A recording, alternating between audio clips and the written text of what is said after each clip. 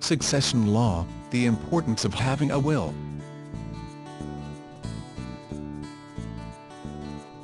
Although we might not like to think of it, death is a certain fate for us all. When we pass away, our families will go through a stressful and traumatic time as they come to terms with our loss. At the same time, there is a requirement for the administration of our estate, and this is usually bestowed upon a close relative or friend during this already painful time.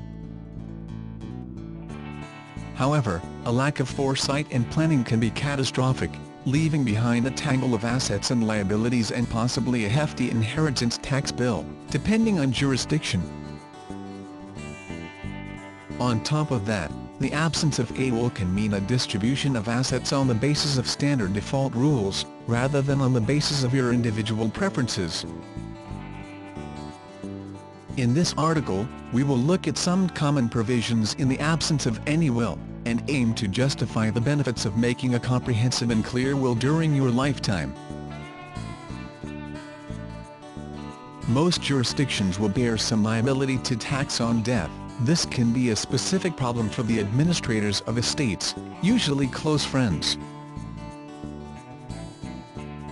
who must ensure every known asset and liability is accounted for before making legacies and signing off the tax bill. A major problem comes with a personal liability attributed to the administrators, which means that should anything slip through the net which is later discovered, there may be increased liability to tax. In practical terms, this could mean a surprise bill for several thousand, which has already been distributed in legacies and for which the administrator must personally account. Providing for these outcomes in a will is one of the best ways of avoiding this hassle and stress. And it can also be the best way to ensure all assets and liabilities are uncovered. By drafting an effective will, you can be sure your loved ones don't face financial hardship after you're gone. In the absence of a will providing specifically for the administration of a deceased's estate, it is up to the laws of intestacy to determine what happens to the entirety of our worldly possessions. Unfortunately, this doesn't usually correspond with the way we'd like things to turn out. For example, in a number of jurisdictions there are automatic provisions for spouses and kids, meaning you can disinherit, even with a will.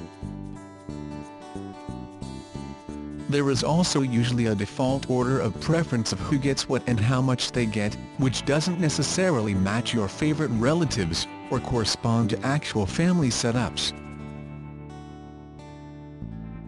In fact, cohabitors might run into problems getting anything, including the house in which they live, without proper testamentary provisions in their favor. As you can see, there are a number of obvious benefits to drafting a will during your lifetime. Sadly, many thousands of people die each year without making these provisions, and it really is a real headache for their friends and relatives who are left with the burden of a fair settlement. Intestacy causes hostility and stress, which can be readily avoided by just simply making a written will. If you haven't made a will, it is probably a good idea to make an appointment as soon as is convenient with a legal advisor to do so. To ensure your family are provided for as you would intend and to promote a favorable distribution of your estate on death,